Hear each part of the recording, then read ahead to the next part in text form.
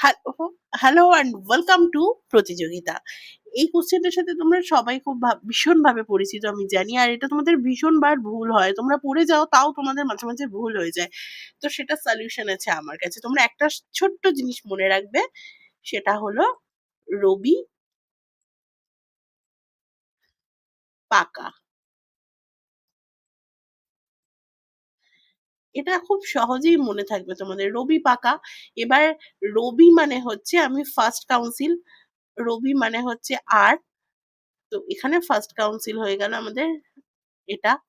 আর B মানে হচ্ছে Vaishali, second council আমরা চলে গেলাম বৈশালী। পি তার মানে হচ্ছে পাটলিপুত্র, থার্ড কাউন্সিল আমি পাটলিপুত্র। আর ফোর্থ কাউন্সিল যেটা পড়ে রইল কে। আশা করি তোমরা খুব সুন্দরভাবে এটা বুঝতে পেরেছো। আর তোমাদের কোনো কনফিউশনের জায়গা নেই। তাহলে অপশনটা কি হবে সেটা তোমরা কমেন্ট সেকশনে জানাও। Thank you.